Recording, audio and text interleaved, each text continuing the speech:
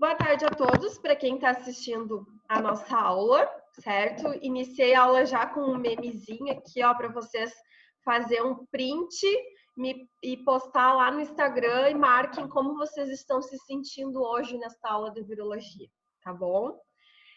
À medida que a semana vai passando, eu vou deixar alguns recados, vou mandar alguns recados por e-mail para vocês, tá? A gente está encerrando a disciplina de virologia, então a gente vai ter aula só mais segunda que vem, que será sobre HIV.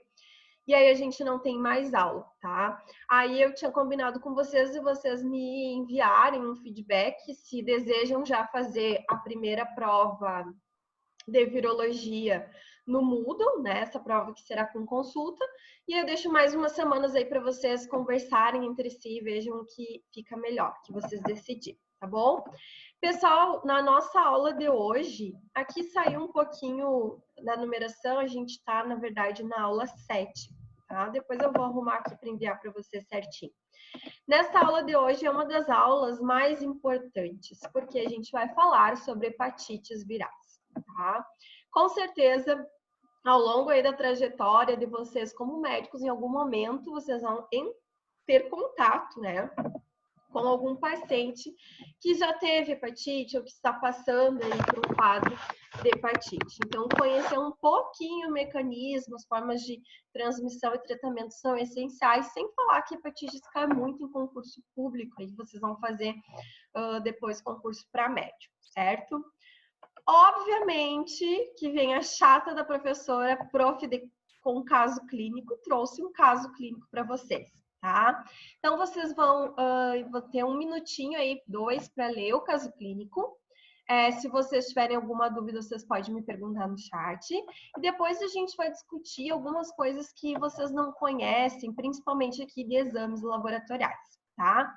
O que eu quero que vocês tentem identificar? Aqui a gente não vai chegar ao o tipo específico de hepatite, se é hepatite A, se é hepatite B, se é hepatite C, tá? Então, esse caso clínico, ele traz para nós mais um entendimento, como que um paciente com sintomas de hepatite, ele chegaria até o consultório, certo? Até o pronto atendimento ou hospital. Um minutinho aí para vocês lerem.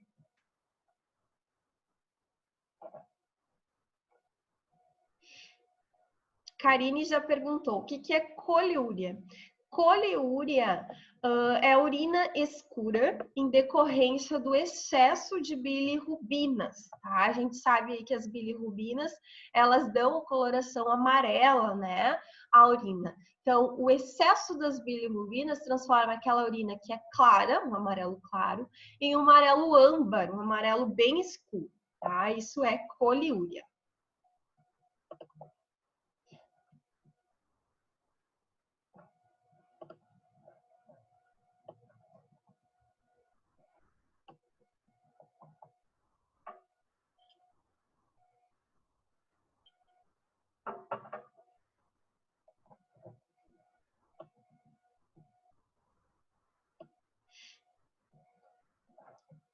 Todos conseguiram ler? Então, vamos lá. A gente está diante de um caso AMC, sexo feminino, 30 anos, procurou atendimento hospitalar após sentir náuseas, vômitos, mal-estar, coliúria, né, que é a urina escura. Bom, um paciente que chega relatando isso, você pode pensar tanta coisa, né? Inclusive problemas a nível de renal, né? De trato renal e não só de trato de fígado, né? De trato gastrointestinal. Então, o médico, ao realizar a anamnese, verificou que a mesma apresentava-se ictérica. Vocês sabem o que é ictérica? Icterícia? Icterícia é aquele clássico amarelão, né? Vocês vão observar, por exemplo, aqui, os olhos desse paciente, né? Toda a esclera aqui, todo o olho vai estar bem amarelo. Então, esse amarelão, tanto no corpo quanto na região dos olhos, a icterícia, ela pode ser resultante de uma diversidade aí de patologias, às vezes problemas de falhas renais, tá? falhas hepáticas, alguns tipos de anemia, alguns problemas pancreáticos e obstrução pancreática, mas ela é um indicador, um sinal, assim, que a gente já tem que pensar em algo que é no fígado, que é restrito ao fígado, tá? E aí vocês, obviamente, fazem a solicitação de alguns exames laboratoriais. Este médico, ele solicita, então, as enzimas AST, alanina aspartato aminotransferase, tá? AST, e ALT, alanina aminotransferase. Essas duas enzimas aqui, vocês já devem ter estudado em bioquímica, ela tem que estar na ponta da língua. Por quê?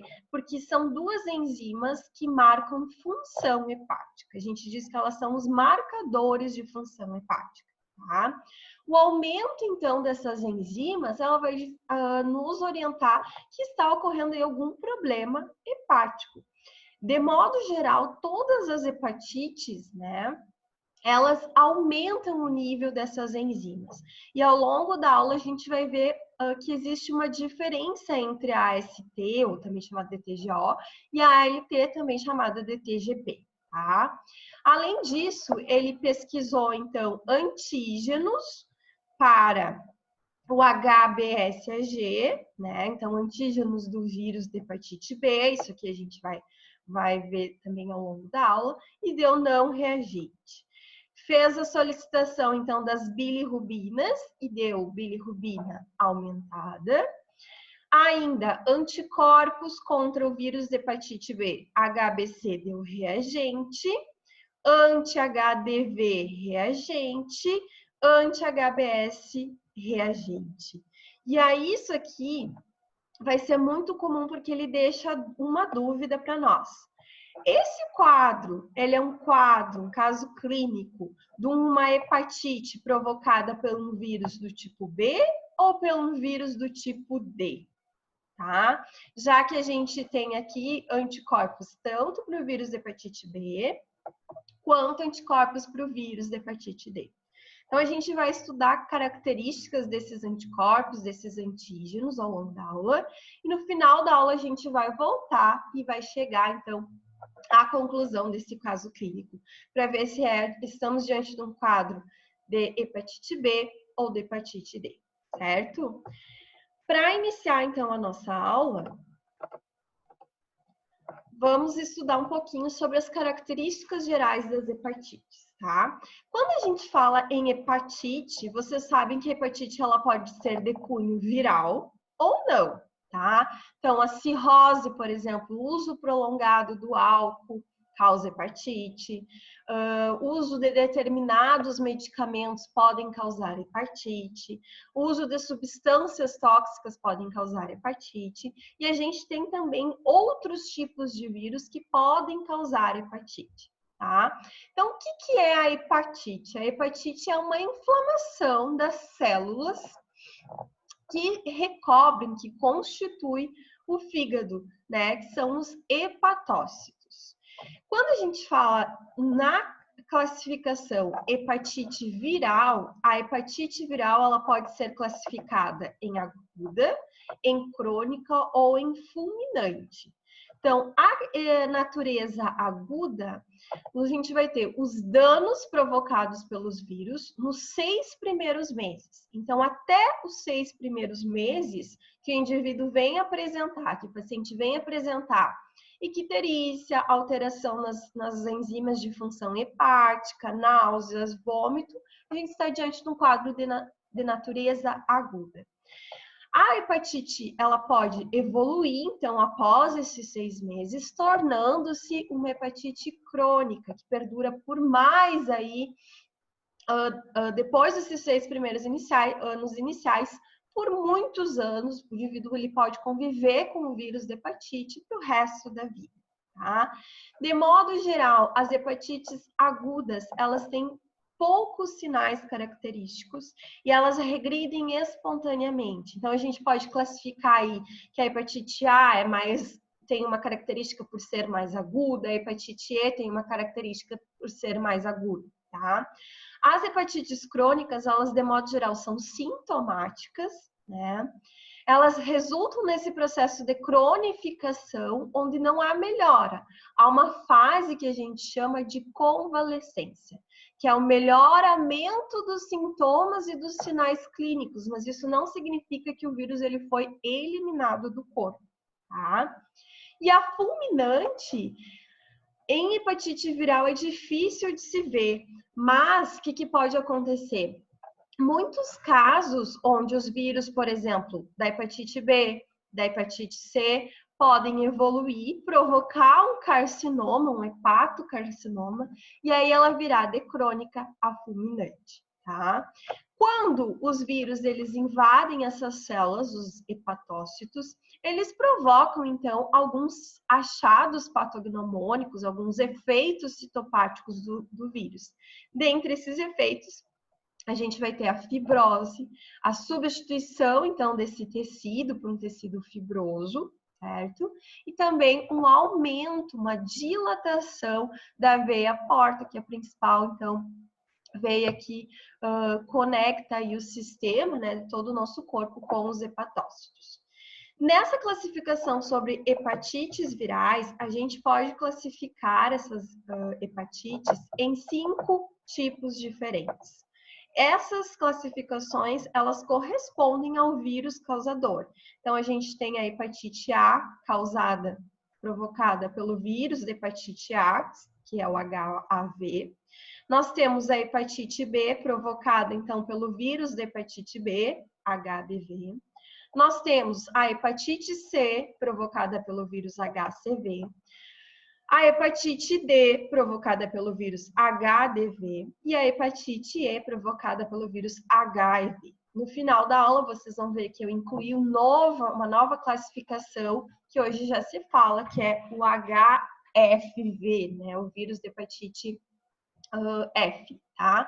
E outros vírus que a gente estudou ao longo das aulas de virologia podem também causar danos a nível hepático. Então, a gente tem o citomegalovírus, por exemplo, o vírus da rubéola, né? Todos esses vírus que eles podem causar algum efeito sobre o tecido, sobre o fígado, tá? Esse efeito, ele é provocado por quê?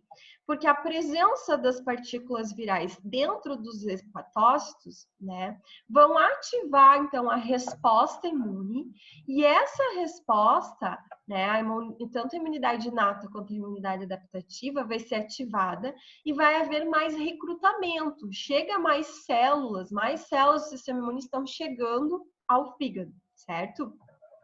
Isso acaba gerando, então, um grande infiltrado inflamatório, uma grande presença de múltiplas células, tá? Essas células, elas podem obstruir os vasos sanguíneos que irrigam a própria veia porta, causando uma insuficiência hepática que, se não tratada, né, pode evoluir para uma necrose, uma falha renal, uma insuficiência hepática, certo? E aí o indivíduo ele pode vir com certeza perder parte do fígado ou todo um lobo do fígado, tá? Sendo necessária a substituição através então dos transplantes, ok? Ainda falando sobre características gerais, a gente classifica as hepatites virais de acordo com as fases em que o vírus provoca o efeito. Então, inicialmente, perdurando aí entre 1 a 3 semanas, existe a fase prodrômica. O que é esta fase prodrômica? Alguns sintomas vão aparecer, só que eles são inespecíficos. Então aí, fadiga, cansaço, dor no corpo, náuseas, enjoo, vômitos, uma febre desconhecida, um mal-estar, tá? Sintomas que acometem qualquer outra virose, qualquer outra doença, né? Aí eu sempre lembro de vocês que vocês dizem, vamos aprender a dizer que é virose com classe, né? É uma virose, não sabemos o quê.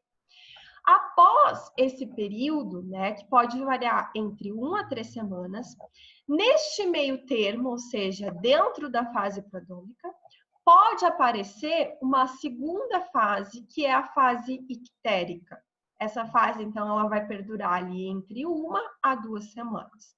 Como o próprio nome já diz, é a fase onde aparece o sintoma de icterícia, do amarelão, tá? A acolia fecal são as fezes esbranquiçadas, as fezes elas perdem a sua coloração, muito em resultado da bilirrubina, que também dá coloração aí amarronzada às fezes, tá? E coliúria, que é a urina escura, ok? Essa fase ictérica, ela pode ou não acontecer. Deixei aqui um asterisco como observação para vocês. Porque nem sempre o paciente que tem hepatite, ele tem que ter o amarelão.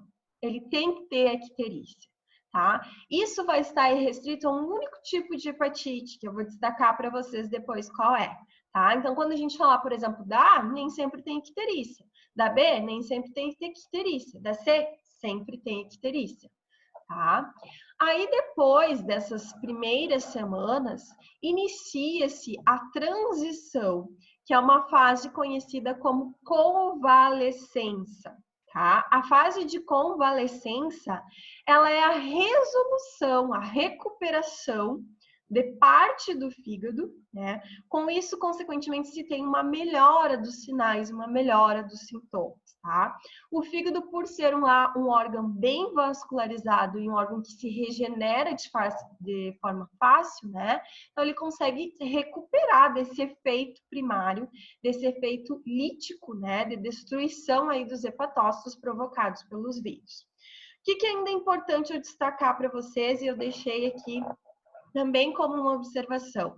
Qualquer caso de hepatite viral, ele necessariamente tem que ser notificado, tá? Então, as doenças, as hepatites virais, elas são doenças de notificação compulsória. Tem que ser feito, né, até 7 dias após o diagnóstico, diretamente no SINAM.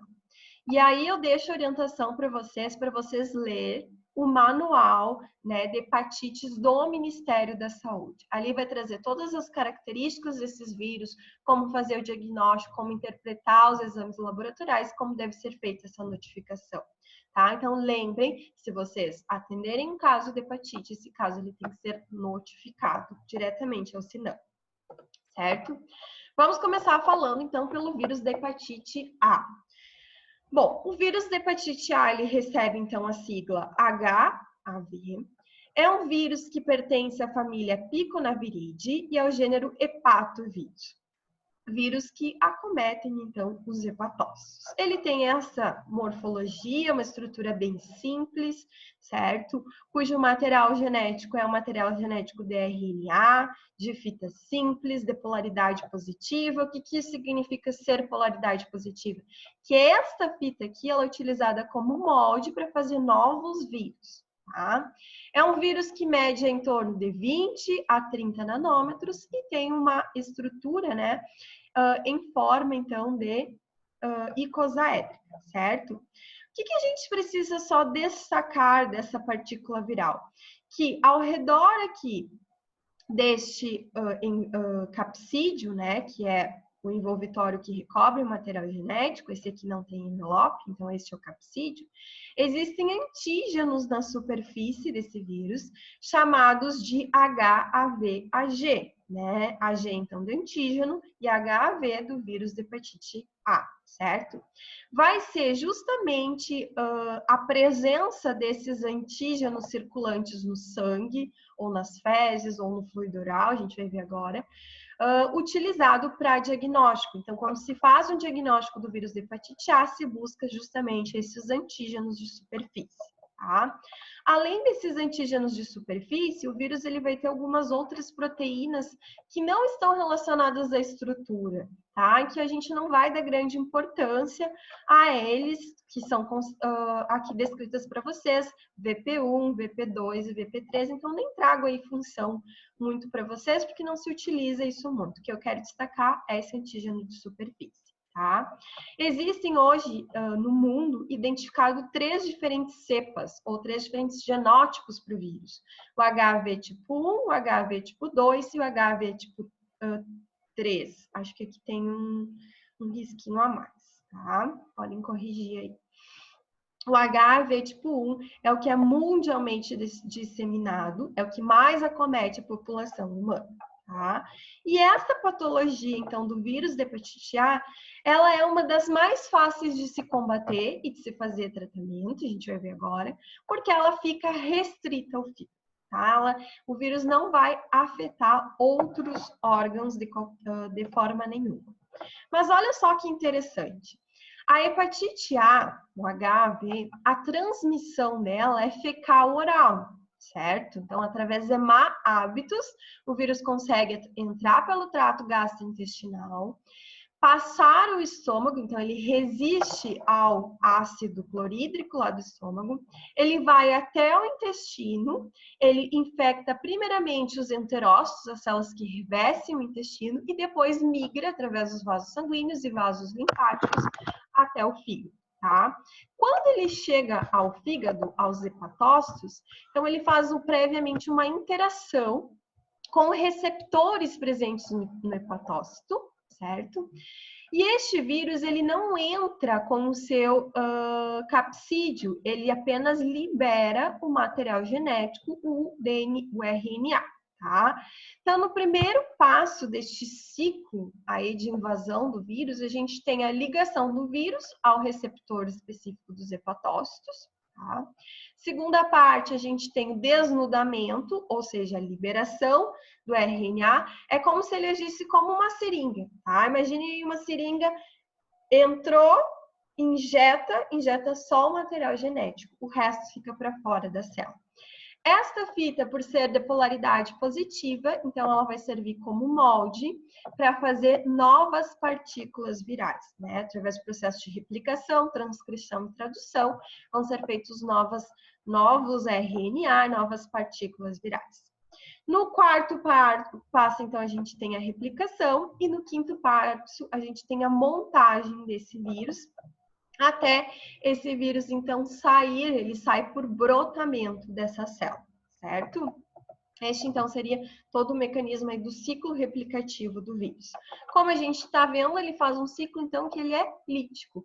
Ao final, quando ele sai dessa célula, ele destrói a célula e a gente vai tendo sucessivas destruições, sucessivas mortes dos hepatócitos. Por isso que ele pode lesionar só uma parte ou todo o tecido, ok?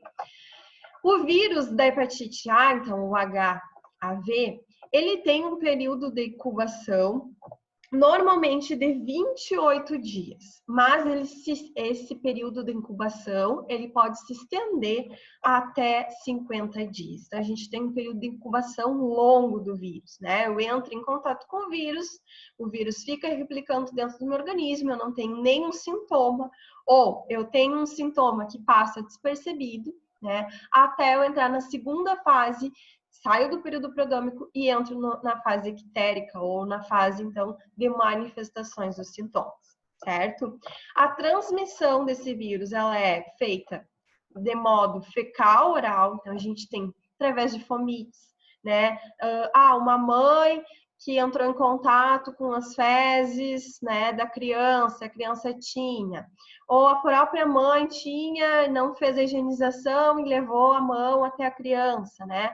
Aí a gente fala em transmissão fecal-oral, se pode pensar diversas formas de fecal-oral, né? Desde as relações interhumanos, por meio da água contaminada, então através de esgotos, através de alimentos contaminados, certo? A manipulação aí dos alimentos contendo vírus. A gente relaciona muito o vírus da hepatite A hepatite do viajante. Então, isso é um tipo de virose, né, que afeta muito, por exemplo, viajantes em cruzeiros, né, que ficam longos períodos aí em alto mar e várias pessoas acabam se contaminando pelo vírus da hepatite A, certo? Aí, por meio de água, alimentos contaminados, ou essa via fecal oral, e isso pode pensar de diversas maneiras que se pode contaminar, tá? O que a pessoa, então, ela sente? Inicialmente, ela vai sentir uma indisposição, um cansaço, uma fadiga, uma perda de peso, uma anorexia, muita náusea, muito vômito, muito desconforto abdominal. Pode ter ou não febre, isso vai ser específico de pessoa para pessoa. E aí, depois, ela começa a ter, então, a transição para a fase ictérica, onde aparece a urina escura. tá? Quando o paciente ele chega para vocês no pronto atendimento, ele não vai chegar se cansando, eu uma semana atrás estava muito cansada, estava com náuseas, vômito. Talvez náuseas e vômito até sim. Mas ele acaba procurando o atendimento quando ele percebe que a urina está escura e que as fezes estão pálidas, tá? Acolia fecal e coliúria, certo? E aí este é um tipo de hepatite que pode vir ou não a ter icterícia.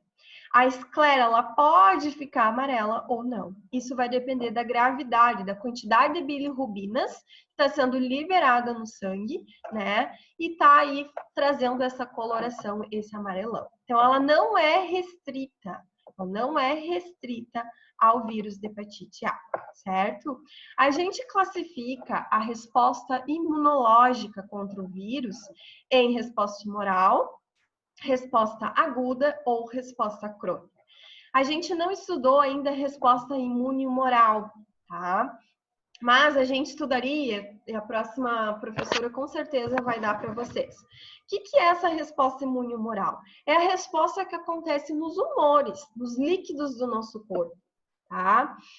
Então, se a gente for pensar ali que esse vírus primeiro ele infecta os enterócitos para depois migrar para o fígado, ali no enterócito é um local que tem líquido, que tem mucosa, né? E aí uma coisa a gente já viu, que o trato gastrointestinal ele funciona como uma barreira de proteção, uma barreira imunológica. E aí a gente já sabe, eu já destaquei para vocês, que sempre vão estar alguma classe de anticorpo disponível aí, esperando o vírus, e essa classe é a imunoglobulina A, tá?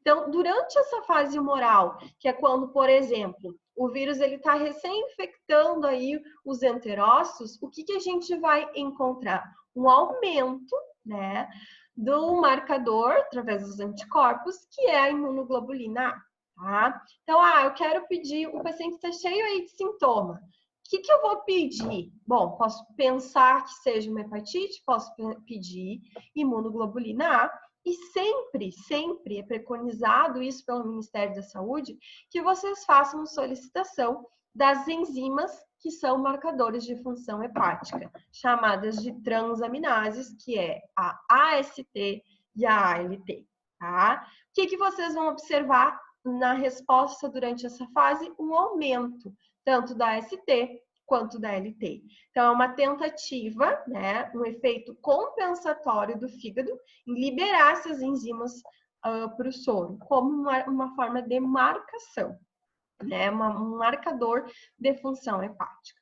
Depois, o que tem? Sai dessa fase humoral, que é quando o vírus deixa, então, os enterócitos e migra para os hepatócitos, para as células do fígado. Dentro das células do fígado é que o vírus ele vai se multiplicar, é que vai acontecer a viremia, ou seja, o aumento no número de vírus, novos vírus sendo formados. Isso só vai acontecer lá no fígado, ele não acontece nos enterócitos, certo?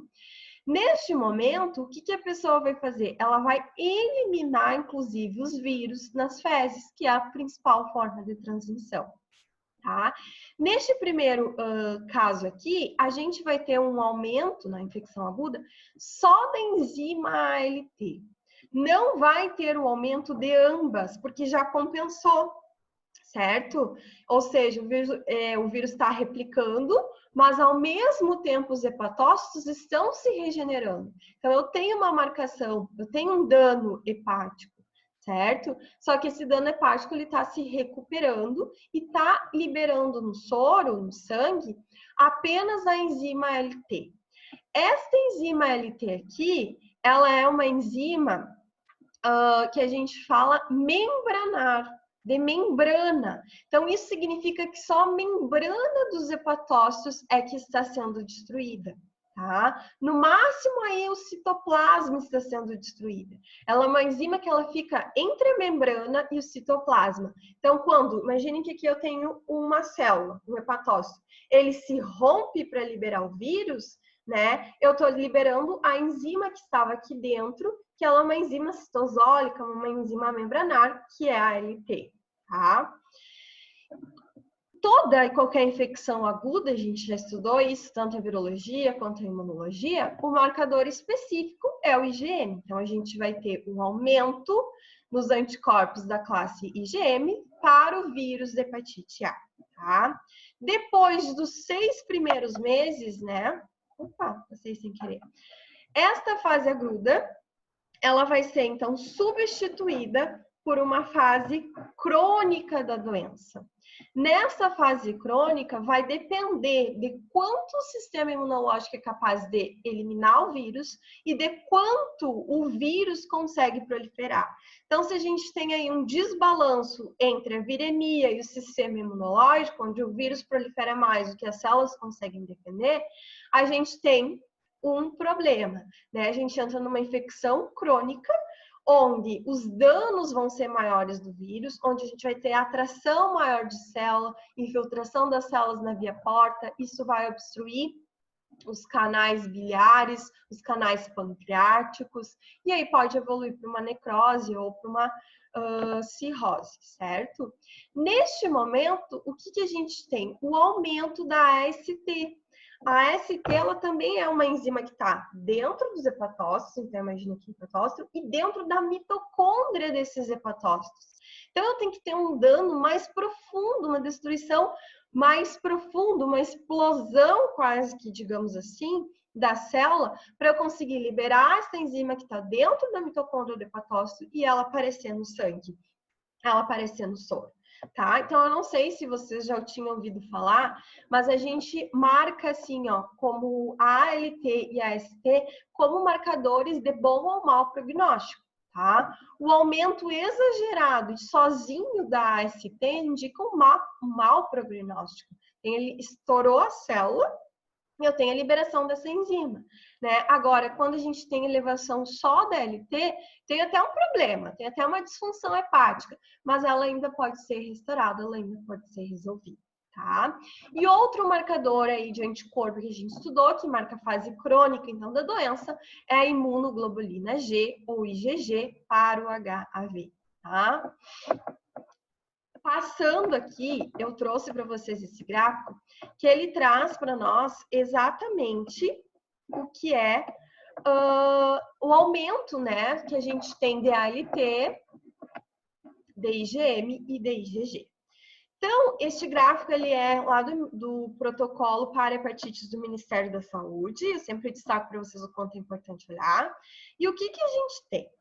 Então, aí nas primeiras semanas após o contato ou após a infecção do vírus, se tem um aumento, uma elevação da enzima ALT, tá? Essa enzima ela vai atingir o seu pico máximo e depois ela vai decair, porque a gente viu então que a AST ela é mais profunda, certo?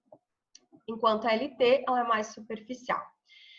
Com isso, o que começa a aparecer? Após os primeiros 7 dias, né, a gente viu aqui o período para aparecer imunoglobulina de classe IgM para qualquer coisa em torno de 7 dias, após então a primeira semana, inicia um aumento da IgM, tá? Que é o marcador de fase agudo da doença.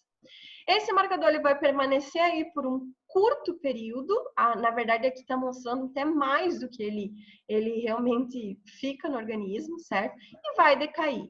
E aí a gente vai ter a substituição de IgM, que é o marcador de fase aguda, pelo IgG, que é o marcador de fase crônica. Tá? Esse marcador de fase crônica então, ele vai permanecer por todo o resto da vida do paciente. Ok? Nesse período, ainda o que vai acontecer? Nas primeiras 5 semanas, vai acontecer a viremia, que é o momento em que o vírus infectou os hepatócitos, está replicando, está utilizando toda a energia, todo o processo de replicação, transcrição que ocorre dentro dessas células em benefício próprio, tá? E está saindo das células através do ciclo lítico, eliminando esses vírus também nas fezes. Então, aqui esse quadro, esse gráfico, ele engloba tudo aquilo que a gente precisa necessariamente saber sobre os vírus de hepatite A. O que vocês têm que levar em consideração? Que um paciente que ele chega sintomatológico, ele vai chegar mais ou menos aqui, ó, entre 13 e 15 semanas. Então, adianta eu pedir IgG para esse paciente? De forma alguma. Então, que tipo de exame laboratorial eu vou pedir? IgM, que é o marcador de fase crônica, e eu peço aí as enzimas. Posso pedir as duas, AST e ALT, tá bom? Eu vi aqui que tem uma dúvida da Karine. Não entendi aquele primeiro tópico. Na fase humoral, ainda não se observa aumento da ALT e AST. Aqui, ó. Karine, nessa primeira fase humoral, tu não tem elevação das transaminases, tá? Por quê? Porque as transaminases, que são ALT e AST, elas são marcadores de função hepática. E nessa primeira fase, que é humoral, o vírus está ainda nos enterócitos, nas células do intestino. Ainda não foi lá para os hepatócitos. Por isso que se o paciente chegar aí com náuseas, vômito, e você pedir para ele, por exemplo, a STLT, pode dar normal, mas isso não significa que o paciente não esteja com hepatite, tá? A gente vai falar muito que esse primeiro quadro aqui a gente chama de janela imunológica, que é ainda quando o vírus não foi detectado, certo? A gente não consegue ainda identificar nada do vírus, tá bom? Continuando. Visto esse quadro que resume muito bem todas as características e os exames, o que a gente pode pedir, então, de diagnóstico? Algumas coisas a gente já conversou. A gente vai pedir, então, o marcador de função hepática, né? A enzima AST e a enzima ALT. E aí a gente vai ver, nessa fase, um maior aumento de ALT e depois uma substituição por AST, certo? E a gente vai identificar também os anticorpos contra o vírus HIV, de classe IgM e de classe IgG. O que é importante destacar? Que diferentes amostras podem ser utilizadas para a identificação de anticorpos, tá? Para pesquisa de anticorpos. Dentre essas amostras, a gente pode destacar, então, o fluido oral. Então, pode ser feita aí uma coleta através de um swab, né? A gente já viu que é o cotonete, para identificar o vírus, para isolar o RNA, né, desse vírus. Pode ser feito no soro, e aí no soro a gente consegue achar anticorpos, tá? Pode ser feito na urina e pode ser feito nas fezes. De todos esses aqui, o que eu, por experiência própria, digo para vocês? Peçam soro, tá? O anticorpo primeiro que vai aparecer vai ser no soro. E ele é o resultado mais confiável. Se vocês pedirem, por exemplo, anticorpos da classe IgM, IgG no fluido oral, ou nas fezes ou na urina, por exemplo, esse anticorpo pode não aparecer, tá? Até porque o que a gente mais tem nos fluidos é a imunoglobulina A. Então, se vocês pesquisassem a imunoglobulina A no fluido oral, na urina e nas fezes, até poderia encontrar, mas é mais raro. Então, o certo e o seguro, o caminho seguro, vamos pedir um exame de sangue, tá? Então, se usa aí, hoje em dia, esses testes rápidos, mostrados aqui na figura, tá? Eles são tipo um sabonete, a gente chama de sabonetinho, tá? Nesse teste rápido, então, vocês já viram para coronavírus também? Ele tem um espacinho, não sei se está dando para ver, tem um orifício aqui no meio, onde a gente coloca a amostra do paciente. Essa amostra, então, pode ser o soro, pode ser o plasma, tá? Coloco o soro ou o plasma aqui para pesquisar, no caso aqui está sendo pesquisado, anticorpos da classe IgM. E ele tem 2 risquinhos. Um risquinho é o controle e um risquinho é o teste, tá? O que vai acontecer? No momento que a gente coloca o soro, que é a parte líquida do sangue, né? Que é aquela parte... eu queria ter dado aula prática para vocês verem essa separação entre sangue e soro. Mas o que acontece? Se a gente fazer uma amostra coleta de sangue agora e deixar o sangue parado, daqui umas 2 horas a gente vai ver que todos os eritrócitos, todas as hemácias sedimentaram, vão para o fundo, e em cima fica uma parte aquosa, que é o plasma sanguíneo, tá? Se a gente pegar esse conteúdo e centrifugar a alta rotação, a gente consegue ainda isolar o soro, tá? A maioria dos testes imunológicos e testes bioquímicos usa o soro, Então, assim, vocês podem nem saber, mas quando vocês coletam lá no laboratório sangue, nem sempre a gente usa o sangue na íntegra. Às vezes a gente só pega uma parte, que é o soroplasma, tá? Então, para esse teste rápido, eu ponho aqui o soroplasma e vai acontecer um processo de imunoprecipitação. Isso aqui é como se fosse um papel filtro, né? Que absorve, então, este líquido que é colocado aqui e vai migrando, vai subindo em direção até o final aqui desse filtro. É a imunoprecipitação que a gente chama esse teste, certo? E à medida que ele percorre, se houver a presença de anticorpos de classe IgM, ele vai marcar, ele vai mudar a coloração, deixando então essa listrinha, essa bandinha aqui marcada, tá? Se um dia vocês forem fazer, isso não é muito função para médico, mas enfim, forem fazer ou forem acompanhar, o que é importante? Que a listrinha para o controle sempre esteja marcado. Este controle, ele serve como um teste funcional, tá? Para eu ter certeza que esse sabonetinho aqui, ele está funcionando, que ele é fidedigno, que é sensível, é específico, precisa marcar o controle. Se não marcou o controle, esse teste não está funcionando, certo? E aí, esse fluxograma que eu trago aqui à direita do slide, ele é também retirado lá do Ministério da Saúde, tá? Então, como que o Ministério da Saúde entende a interpretação dos diagnósticos para o HAV? Então, ele recomenda o seguinte, que através do soro ou plasma, né, do paciente, seja realizado um teste rápido, igual esse, para pesquisa de IgM para o vírus HAV. Se o resultado deu reagente, deu positivo, ou seja, marcou a listrinha, esse paciente, ele é positivo para HAV ou ele é reagente para HAV, tá? Se o resultado deu negativo, não reagente, não marcou aqui a bandinha, a amostra não reagente. Então, a interpretação ela é bem simples. Deu positivo, reagente. Não deu positivo, não reagente, tá? O que existe de tratamento? Olha que coisa boa aqui, ó. É como eu queria estar. Acredito que vocês também, com esse clima aí meio chuvoso hoje, né? Recarregando as energias. Então, pessoal, não existe grandes tratamentos para o vírus de hepatite A, né? O que vai acontecer, na verdade? A maioria dos pacientes que contraem o HAV nem manifestam sintoma, nem sabe que entraram em contato com HIV. Vão descobrir porque um dia, sei lá, foram no médico e o médico fez a solicitação dos exames e a pessoa, meu Deus, eu já tive hepatite A e nem sabia, nem sei quando, não sabe, tá? Então, se vier um paciente assim, que está com náuseas, que está com vômito, está com icterícia, o que vocês vão fazer? Hidratação e repouso, tá? O que isso se transforma, digamos assim, em esperar o ciclo do vírus, tá? Esse ciclo aí pode ser até 50 dias, então a pessoa ela vai ficar em repouso, em constante hidratação, né? Por até 50 dias. Nada além disso. Okay? O Ministério da Saúde não recomenda grandes formulações, grandes medicamentos para combater o vírus da hepatite A, tá?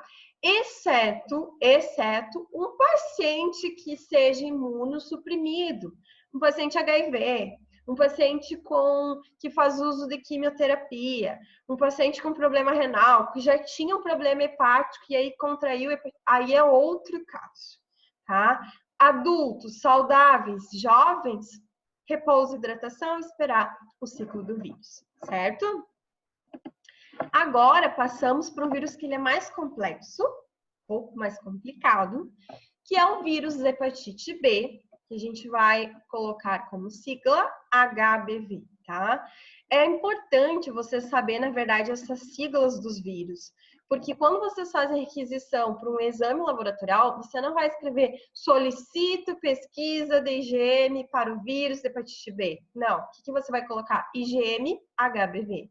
E aí todo mundo vai entender que você quer que faça a pesquisa de IgM, né, para o vírus HPV, certo? Então, isso são algumas siglas que vocês vão utilizar muito aí na rotina. Bom, falando um pouquinho do vírus hepatite B, Ele é um vírus que pertence à família agora bloqueou aqui. Epideneviridae, tá? O que eu quero falar com isso? Vou dar uma dica para vocês. O vírus da hepatite B, dentre todos os vírus que causam hepatite, é o único que tem como material genético o DNA de fita dupla. É o único que vai ter DNA. Os demais vão ter RNA. Por isso que eles foram classificados nessa família HepaDNA, porque tem DNA, Viridae, certo? Isso costuma cair muito como pegadinha em concurso público. Ah, o vírus da hepatite C pertence à família HepaDNA Viridae. Não. Então, só que é pelo fato de você saber essa diferença, que hepatite B tem como material genético DNA, já classifica ele na família e já descarta um monte de outros vírus dessa família, e é bem bom essa questão para concurso, tá? Fica a dica aí para vocês. Olha só, este vírus, então, ele é mais complexo, tá? Que os demais vírus. O que eu quero destacar para vocês aqui? Que esse vírus, então, diferente do vírus da hepatite A, ele tem, além do capsídeo, que está aqui em azul, um envelope, tá? Então, ele é um vírus envelopado, também é icosaédrico. Olha a quantidade de antígenos que esse vírus tem. Ele tem um antígeno de superfície, chamado de HBsAg. Então, o HBs, o Szinho significa antígeno de superfície, tá? Ele tem um outro antígeno chamado HBcAg. Este antígeno é o antígeno do core do vírus, certo? Lembra que quando eu falei para vocês, tem vírus que tem citomegalovírus, por exemplo, tem o core e o tegumento, né? O vírus da herpes também tem o core, certo? Que é, na verdade, um envolvitório, é como se tivesse 3 camadas aí, 3 membranas até chegar no material genético, tá? Então, antígeno do core, e tem ainda um outro antígeno que é chamado HBeAg, né? Que são antígenos não proteicos e não estruturais do envelope desses vírus. Então, antígeno de superfície, antígeno do core e antígeno do envelope, tá? Isso daqui vai ser fundamental vocês conhecer para fazer o diagnóstico, tá? Porque diferentes fases da doença vão apresentar diferentes anticorpos para cada um desses antígenos dessa superfície, ok? Não se preocupem, a gente vai ver bem detalhadamente na sequência. Bom, o que eu destaco ainda? Existem 8 genótipos, né? 8 cepas diferentes do vírus, denominados pelas letras A até a letra J, sendo que os genótipos mais frequentes no Brasil, então, são o IA e o IB, certo? Não precisa também saber grandes detalhes assim. O que eu vou destacar desse ciclo de replicação? Então, este vírus, ele é um vírus que ele utiliza um receptor chamado de receptor pré-S dos hepatócitos para poder interagir com a célula, tá? Então, quando ele alcança, por exemplo, os hepatócitos, e aí a gente vai ver que a forma de transmissão pode ser sexual, pode ser por sangue, né? Enfim, quando ele chega nos hepatócitos, o primeiro mecanismo que ele faz é a adsorção, ou seja, a interação com um receptor do hepatócito chamado de receptor S, tá? Quando ele liga os antígenos de superfície, então ele liga o HBsAg nesse receptor, e ele também faz desnudamento. Então, ele deixa essa parte do envelope para fora e ele entra com o core e com o capsídeo por um processo de endocitose, tá?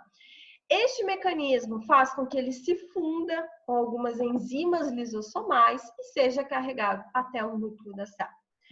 Ao entrar no núcleo, aí o que acontece? Ele não entra com o capsídeo e nem com o core, ele só larga, ele só lança, que nem uma injeção, né, o material genético, que é a molécula de DNA, Essa molécula, por ser de DNA, ela se incorpora ao DNA das células do hepatócito.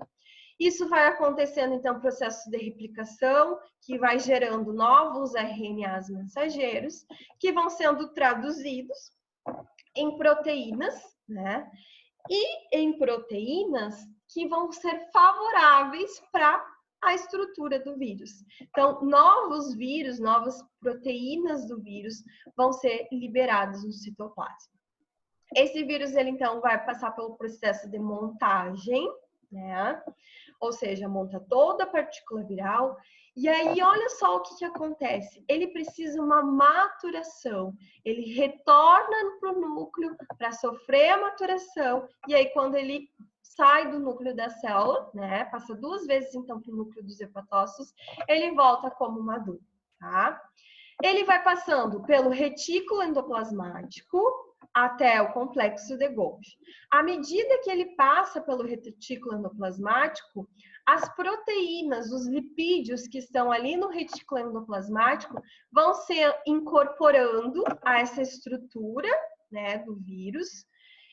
Ou seja, quando esse vírus vai passando por aqui, ele vai adquirindo esses fosfolipídios e essas glicoproteínas de membrana e sai depois por exocitose com lipídios e com glicoproteínas que era da própria célula. Ou seja, esse envolvitório que a gente tem, o envelope, é resultado do quê? Do processo da própria célula, de proteínas da própria célula, tá? Como ele carrega, então, proteínas da própria célula do hospedeiro, isso faz com que seja mais difícil o sistema imunológico reconhecer que ele é um vírus, já que ele carrega como material genético DNA, que a célula também tem DNA, e glicoproteínas e fosfolipídios da própria célula, tá? Então, a gente vai ver que é um vírus que ele vai destruindo os hepatócitos, porque tem um mecanismo de escape imunológico. Demora mais para o sistema imunológico entender que isso daqui ele não é da célula, é um vírus, né? Então, este é mais ou menos o ciclo de replicação do vírus de hepatite B, e aí a gente consegue entender por que é um vírus que tem mais sintomas, que tem evolui mais fácil, por exemplo, para uma cirrose ou para uma insuficiência hepática, tá? O período de incubação dele varia aí de 15 a 45 dias. Deixa eu só desligar aqui meu Wi-Fi do celular, que eu vi que tá meio que travando. Pronto. Tem um período de incubação de 15 a 45 dias. Esse período o que compreende? Eu entrar em contato, o vírus replicar e eu não ter o aparecimento dos primeiros sintomas, tá? A transmissão dos vírus de hepatite B podem ser as mais variadas possíveis, tá? Se a gente for falar assim, qual é a forma de transmissão do vírus de hepatite B? É através do sangue. Mas, quando a gente fala em sangue, o que a gente está falando? Via parenteral, ou seja, o compartilhamento de agulhas, o compartilhamento de seringas, as tatuagens, a colocação de piercings, os fluidos, e aí entra sêmen, saliva, suor, leite, né? Via sexual, procedimentos cirúrgicos, transmissão vertical, então ele ultrapassa também a placenta, certo? Aí tem que cuidar, por exemplo, a gente pode, desde eu ir lá fazer a unha da manicure, compartilhar o mesmo alicate, contato sanguíneo, eu posso pegar o vírus de hepatite B, certo?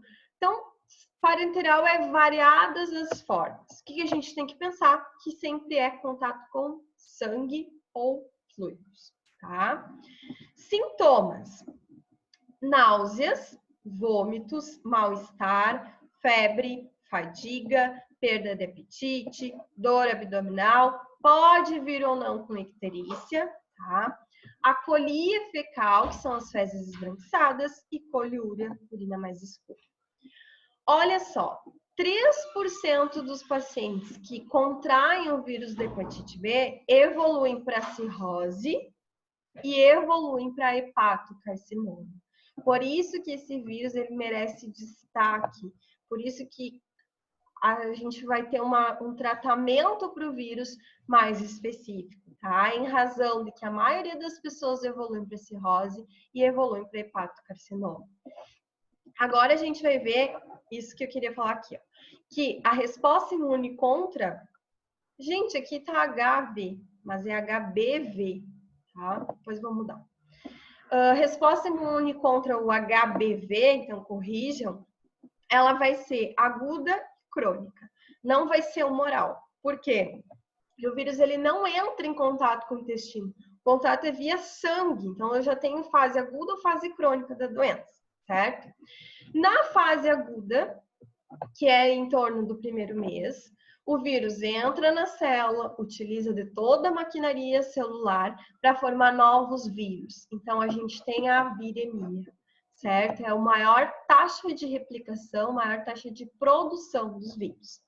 Nessa fase, a gente vai ter um aumento das enzimas hepáticas, AST e ALT.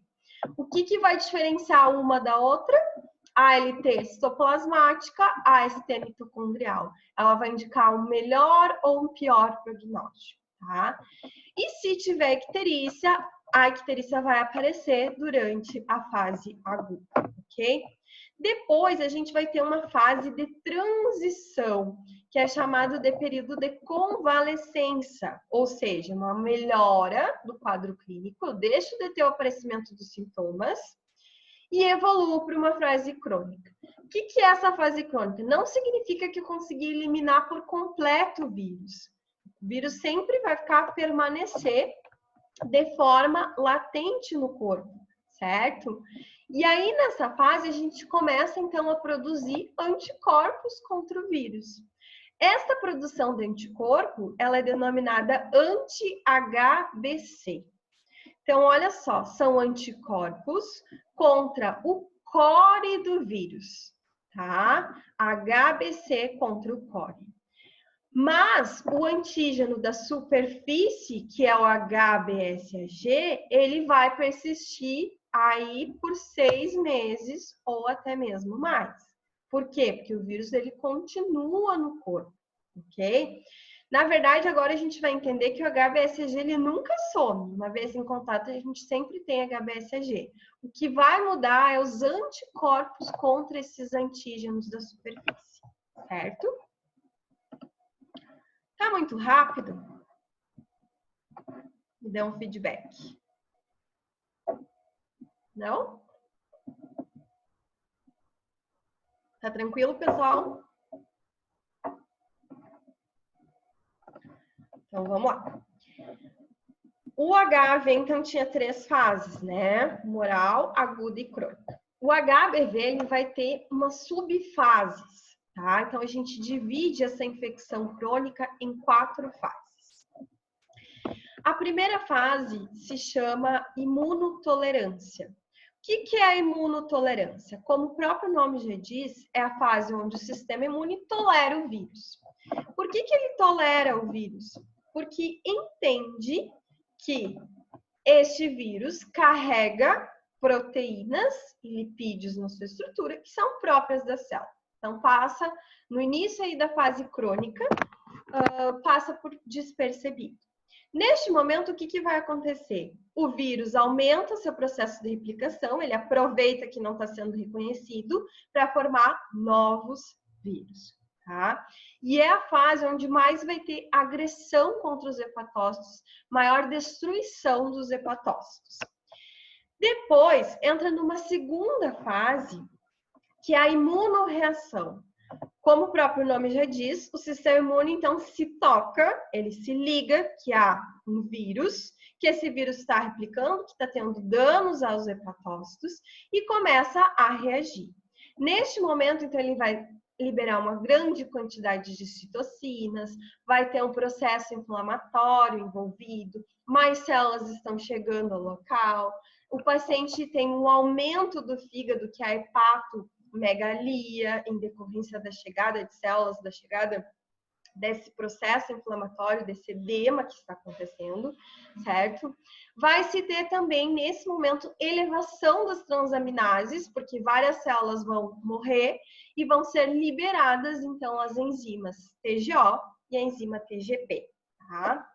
Existem alguns pacientes que são chamados de portadores inativos. O que são essas pessoas? São pessoas que têm o vírus, que o vírus replica, porém replica em níveis muito baixos, certo? Então, esses níveis muito baixos de replicação, pouca célula está se destruindo, então tu não vai ter uma grande elevação de transaminase. Então, assim, ó, não existe uma regra de dizer que todo paciente que tem hepatite, ele tem elevação de TGO e TGP. Nem sempre. Se ele é, por exemplo, um portador inativo, ele nem vai ter alteração de AST e ALT, tá? E assim, AST e ALT é bem sutil. Tem pessoas que, por exemplo, vou dar uma bebidinha hoje, vou tomar um vinho hoje, vou fazer o exame para marcador de função hepática amanhã, já dá elevado transaminase, tá? Se eu comi, por exemplo, um churrasco bem gordo no fim de semana e na quarta-feira eu vou fazer marcador de função hepática, se o fígado estiver sobrecarregado para produzir, junto com a vesícula biliar, a bile, pode haver aí uma elevação das transaminases. Tá? Então, tem que ser sutil e tem que ter um bom entendimento de marcador de função hepática. Esses portadores inativos, normalmente eles evoluem para soroconversão, ou seja, eles mesmos conseguem fazer a cura desse vírus. E eles vão produzir, então, um anticorpo chamado anti-HBe, anticorpo voltado ao envelope, né, do vírus da hepatite B, certo? E existe ainda uma fase dentro dessa fase crônica, que é a reativação. Reativação, a gente fala muito em vírus de herpes, né? O que é a reativação? É aquele portador que tem o vírus de hepatite B, que mediante uma imunossupressão permitiu que o vírus voltasse com tudo a replicar. Então, iniciando novamente a fase de replicação, causando mais destruição dos hepatócitos, tá? Dentro dessa fase crônica, a gente tem, então, diferentes tipos de pacientes, diferentes fases que vocês vão reencontrar. Como que a gente vai identificar todas essas fases? Entendendo melhor como que é essa resposta imune, tá?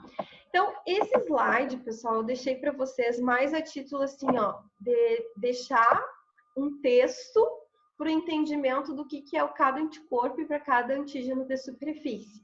Mas a gente vai trabalhar mais em cima de gráficos e tabelas que eu vou mostrar na sequência, tá? Só para não passar, então, batido, vamos só conferir o que esse slide quer dizer. Então, olha só. A IgM, ou seja, anticorpos de fase aguda contra o HBC, que é o core do vírus, sempre vai ser um marcador do início da infecção. Então, quando a gente falar em fase aguda, o que a gente vai identificar? Anti-HBC da classe IgE, tá? Enquanto os anticorpos específicos para o HBeAg indicam uma resolução favorável da infecção. O que isso significa? Que quando eu tiver anticorpos IgM contra o HBeAg, isso indica que eu tenha baixa replicação do vírus e quase uma resolução, tá? Quase aí uma recuperação. Depois, anti-HBs, né? Anticorpos contra o HBs do vírus são neutralizantes e mediam a imunidade preventiva. Então, o paciente ele só vai ter anti-HBs quando ele faz a vacina contra o vírus de hepatite B, certo? Eu sei que parece confuso, vocês já vão entender. Anti-HBC total, sem discriminar se é IgM ou se é IgG, indica uma persistência do vírus, um longo período de contato com esse vírus, tá? Uma fase crônica, então, da doença, ok? A infecção pelo HBV em pacientes que não têm o antígeno de superfície detectável, o HBsAg, é denominada de infecção oculta, IOBG. Então, tem pacientes que têm o vírus, mas que esse vírus, ele perde, digamos assim, o antígeno de superfície. Mesmo assim, esse paciente, ele tem o vírus.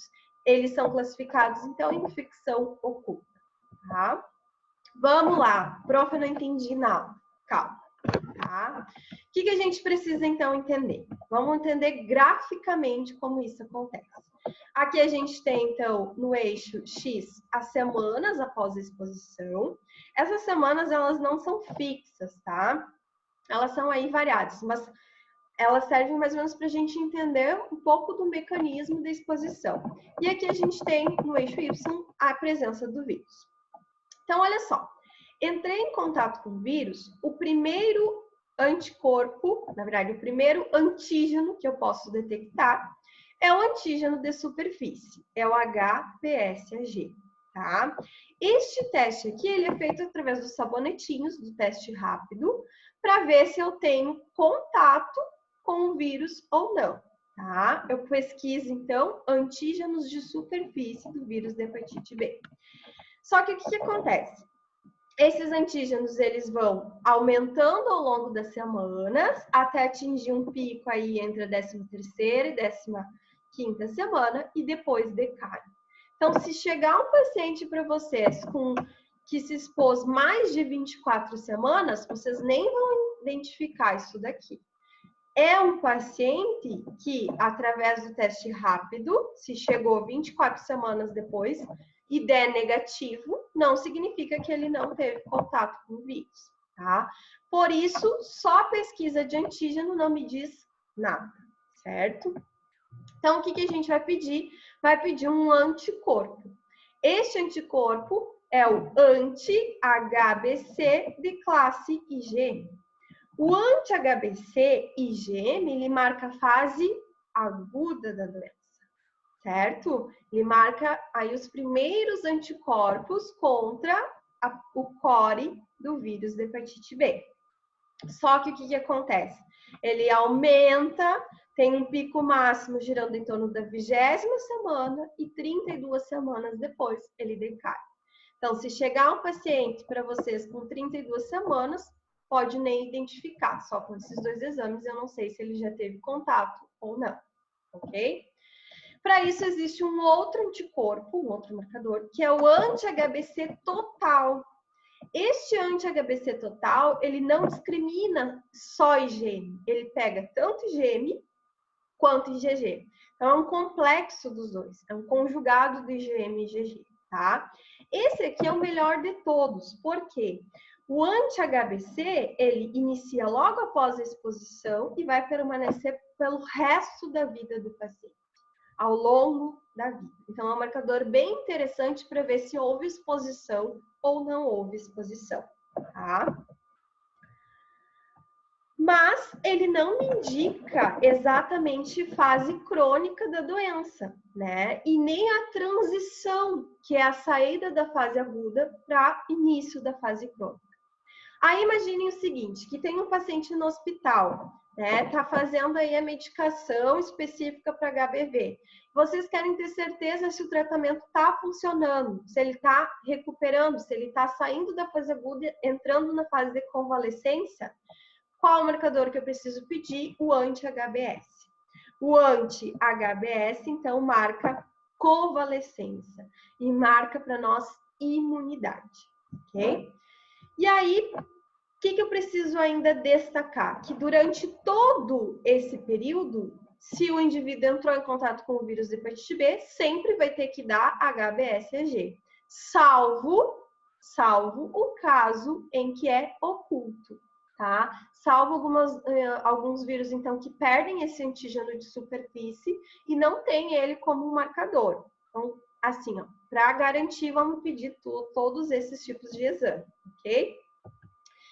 E o HBeAg é um outro antígeno, né, contra o envelope, que ele não aparece na fase inicial, mas ele vai aparecer na fase final e vai permanecer aí por um longo da vida. Então, antígeno que eu posso pedir durante fase crônica, porém não durante fase aguda, certo?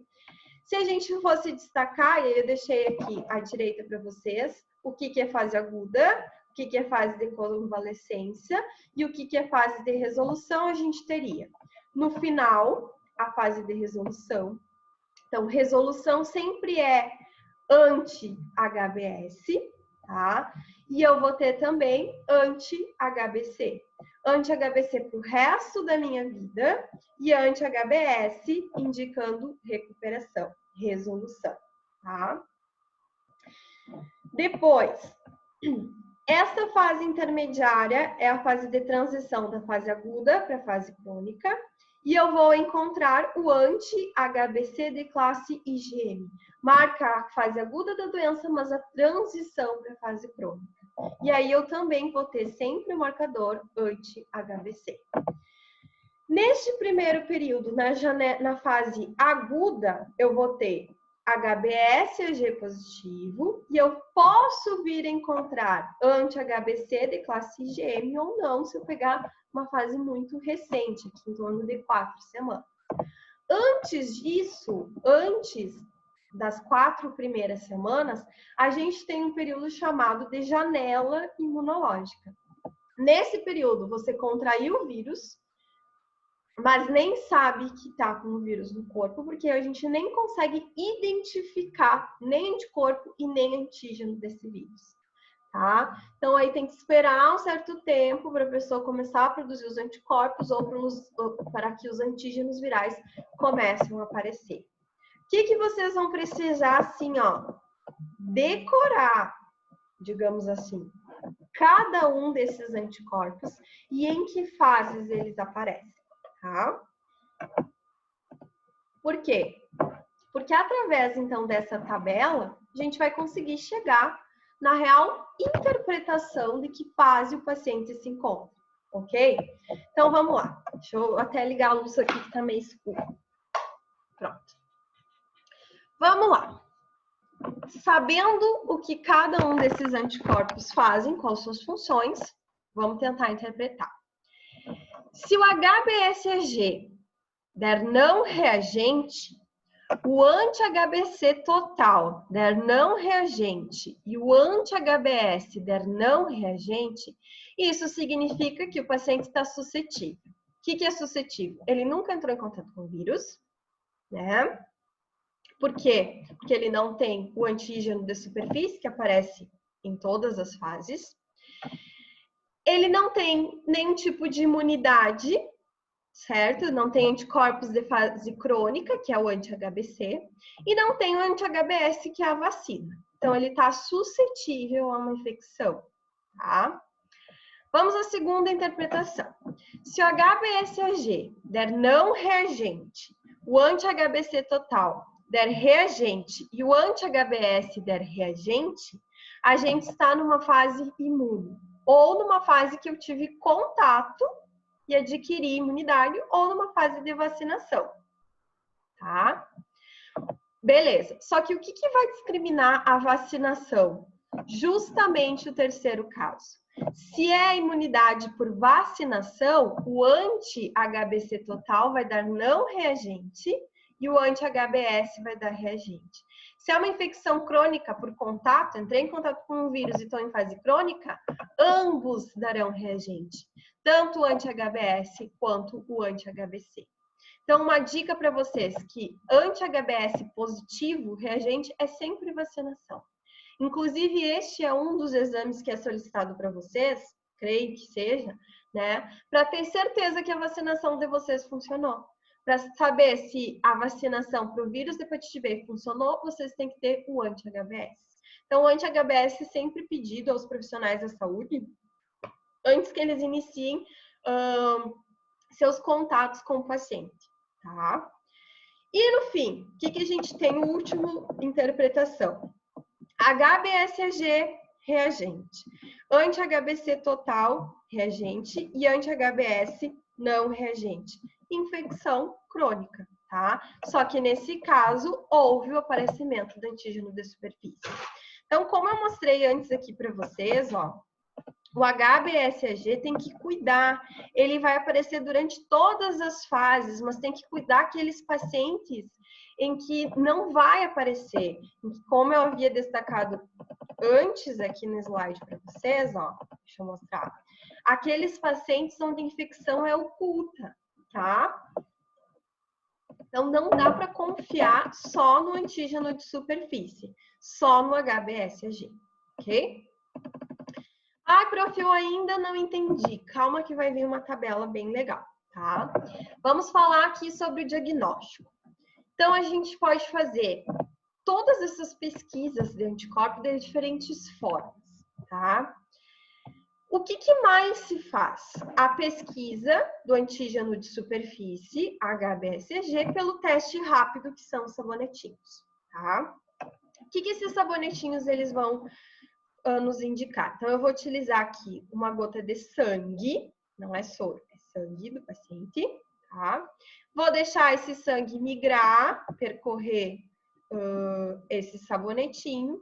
E se o paciente teve contato, vão aparecer duas listras. Uma do controle, indicando que esse teste é confiável, que é seguro e que está funcionando. E outra que o paciente ele teve contato, né, com o vírus HBV, que ele possui antígenos de superfície para o vírus do HBV, tá? Depois, fora isso, o que pode ser pedido? Anti-HBC total, anti-HBC IgM, certo? E anti-HBe e anti-HBs. O anti-HBe, ele vai indicar, então, menos replicação, indicando que o tratamento está funcionando. E o anti-HBs vai indicar vacinação.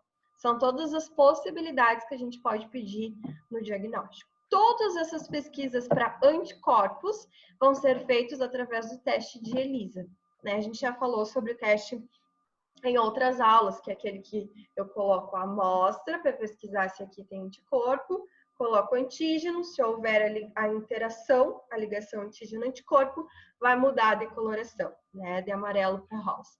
Mostrei em alguma aula para vocês. Depois, a gente pode fazer o teste molecular, que é por PCR. Então, eu posso enviar uma amostra de sangue e pedir para a amostra desse sangue para a técnica de PCR. A técnica de PCR, ela não pesquisa anticorpo, ela pesquisa material genético do vírus, pelas bandas, né? Pelo aquele teste que era o mesmo teste que se faz de paternidade, comparando bandas, comparando o peso molecular do DNA do vírus com um padrão conhecido, certo? Fora isso, ainda posso pedir exames laboratoriais. Então, eu posso pedir hemograma. No hemograma, vocês precisam especificar que vocês querem a contagem de plaquetas, né? E aí vocês vão ter, por exemplo, em razão da presença do vírus, esse paciente pode vir a ter trombos, certo? Então, a gente vai ter aí um aumento do número de plaquetas, isso é indicativo também de da presença de trombos, certo? As enzimas bioquímicas, AST e ALT, que são marcadores de função hepática. O TP, não sei se vocês conhecem da bioquímica, é o tempo de protrombina, é o tempo que demora para o sangue coagular.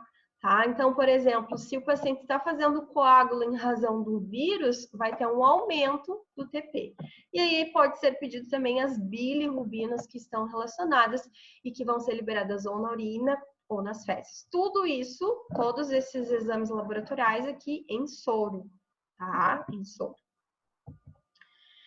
O que o Ministério da Saúde entende para diagnóstico de HBV? Bom, o diagnóstico de HBV, ele não é tão simples quanto era para hepatite A, tá? Ele precisa de uma contraprova, que a gente chama. Então, vai ser feita uma coleta de sangue, né? Como falei para vocês, não entra outros fluidos, só sangue, porque o vírus vai estar no sangue. Se faz o teste rápido, sabonetinho. Deu reagente, é um teste válido. Deu o resultado reagente, tem que encaminhar esse paciente para um serviço de saúde para fazer a confirmação do diagnóstico. Tá? Já vou mostrar nesse caso o que acontece. É um teste que não sabe se tem validade? Repetir. Se nessa segunda repetição o resultado deu reagente, encaminha. Se deu não reagente, diagnóstico não reagente. O paciente não teve contato com o vírus do HBsAg, tá? Tá, mas quando eu preciso encaminhar, daí se faz o quê? Se faz uma contraprova. Esta contraprova é feita utilizando, então, a pesquisa de anticorpos anti-HBC total, que é o conjugado, o IgM e o IgG junto, tá? Se eu faço a pesquisa e der reagente, significa que o paciente é positivo. Ele já teve contato, em algum momento, para o HBV, certo? Provavelmente ele está em fase crônica. Se o resultado der não reagente, precisa ser feito um terceiro teste de contraprova, que é a quantificação da carga viral, tá? Esse teste, então, ele é feito por PCR. Então, observe, a gente tem 3 parâmetros para chegar ao diagnóstico conclusivo. O primeiro é um teste rápido, o segundo é um teste por ELISA, onde se pesquisa anticorpo, e o terceiro é um teste molecular, onde a gente pesquisa a carga viral, a presença do material genético no vírus, certo? Complicado, né? Tá cheio de perguntas. Eu não vou responder as perguntas agora, vou deixar para responder todas no final, tá?